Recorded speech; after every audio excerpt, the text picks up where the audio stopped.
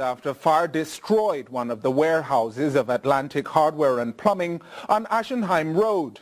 Management says it is restoring its operations. It estimates damages to be close to $700 million after the facility went up completely in smoke, destroying equipment and goods. CVM Live's Jamaica Maitland visited the location. Workers gazed on, and some even dug through the rubble of what was the warehouse of Atlantic Hardware and Plumbing. The wholesale distributor was engulfed in smoke in the wee hours on Saturday. Supervisor Jabari McIntosh told CVM Live that the fire started at around 5:30 a.m. The fire quickly spread through the entire two-story building, destroying everything in its path. Whilst unable to determine the exact loss, Mr. McIntosh estimates the damage to be in the hundreds of millions of dollars. I can't put a figure on it either, but I'm just saying, generally, the stuff that's in there, hundreds of millions of dollars have been lost. We have roof cement, linoleum, tiles. We have small items such as screwdrivers, nails, hammers. I mean, it's a hardware, so you name it, we have it. The warehouse, one of 3 on Ashenheim Road, is home to approximately 50 employees, none of whom the company says will be affected by job security. Simone Grant, who has been employed to Atlantic Hardware for almost 6 years, says the team was scheduled to offload a container into the warehouse that arrived earlier in the week. I was getting ready to come to work because we were supposed to unload this container here, 2 containers, tally containers, because I work in the inventory field. So we were getting ready and then they called us. I get a call and say, really? I was surprised. I had to run up everything. And for customers who should have received goods on Monday, the supervisor explains that delivery will resume in the next 24 hours. But as you can see, work is happening the same way, and we're trying our best. We have customers calling, and we're just begging them to hold on with us a 24-hour delay because we're just trying to get back the infrastructure. We're currently rebuilding our offices. Computers are being installed, so by tomorrow we should be able to sell some stuff. CVM Live also understands that operations has been resumed for businesses on Ashenheim Road, as well as classes for those who attend the Heart Trust NTA institution, just meters away. Jamaica Maitland for CVM Live. A commitment made in November 2018 by the Kingston and St. Andrew Municipal Corporation, KSAMC, is now being fulfilled. Church Street to King Street is currently being redeveloped as part of the KSAMC's mandate in transforming downtown Kingston. Robian Williams has the details in this report. Church Street to King Street in downtown Kingston is getting a facelift. Work has already started on Water Lane, where bricks are being used to pave the roadway. Mayor of Kingston Delroy Williams explains that the vision behind this project is one that will impact the lives of many. The intention that the municipal corporation has is to create an entire space larger than this for recreation and leisure for our residents and visitors. And based on what we are seeing, it will become an attractive space. The work is slated to be completed in another 2 weeks. Mayor Williams adds that though the bricks are expensive, they are more durable than asphalt.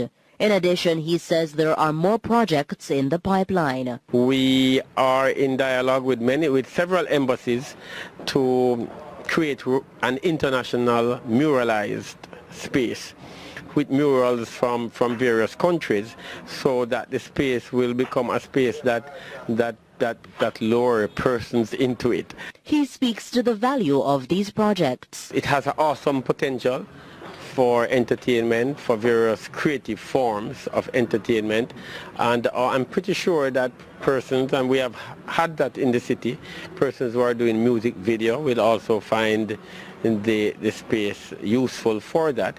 So the intention is to create a space for leisure, for recreation, to tie that space into the waterfront experience. Mayor Williams is asking for patience from all the persons being affected by this project. Sorry for the inconvenience. It is a necessary work, and we are seeking the cooperation of all the residents here and business operators. Robian Williams for CVM Live. It will cost the Jamaican government $14 billion to remove schools from their shift system. That is according to the Minister with responsibility for Education, Youth and Information, Carl Samuda. His announcement follows the opposition's call earlier this year for more attention to be given to ending the system. Khadija Thomas tells us more in this report. More discussions are to be held on completely ending the shift system in Jamaica, and over 30 schools will be targeted. The Permanent Secretary has just returned from PIMSET, the committee that looks at major capital developments at the Ministry of Finance under the chairmanship of the Minister of Finance. And she has just shown me a document where it will require, what was it, PS, something like $16 billion. $14 billion to take all the schools off shift. Teachers have long been lobbying for the shift system to be removed.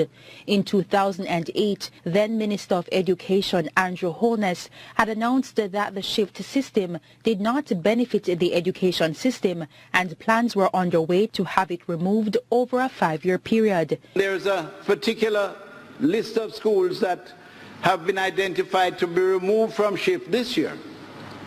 I don't think we can wait while we consider and design and develop these sophisticated structures in order to take our children off shift.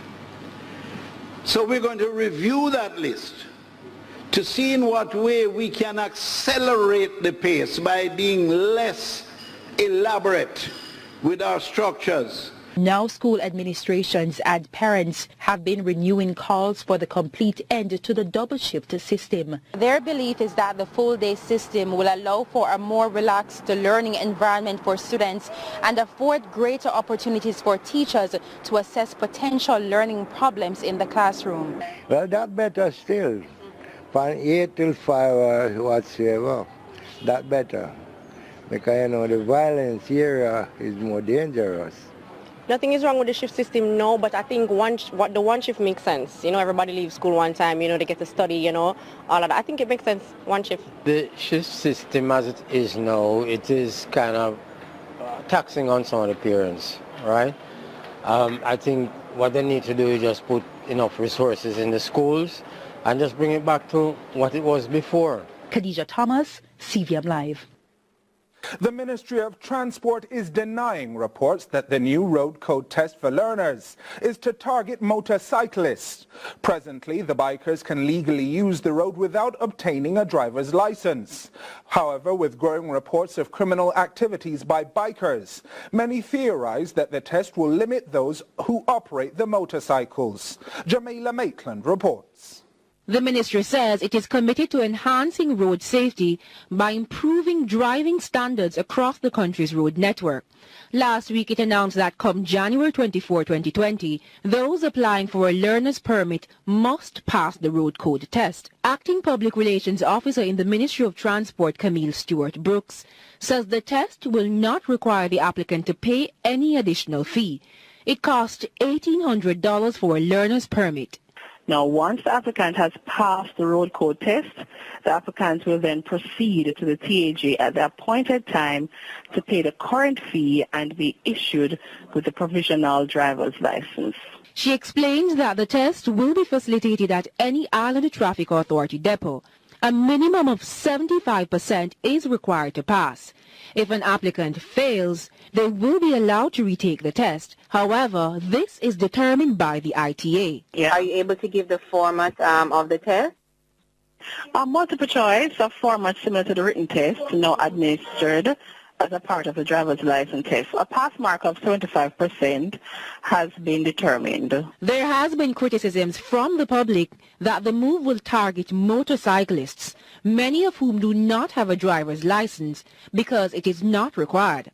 The existing legislation makes it legal for bikers to drive with a learner's permit. Requiring applicants for a provisional driver's license to pass the road code test has been the objective of improving the cadre of persons operating on our roads. With such a license, whether an individual learning to drive a motor car or learning to ride or drive a motorcycle, with the overall objective of improving safety.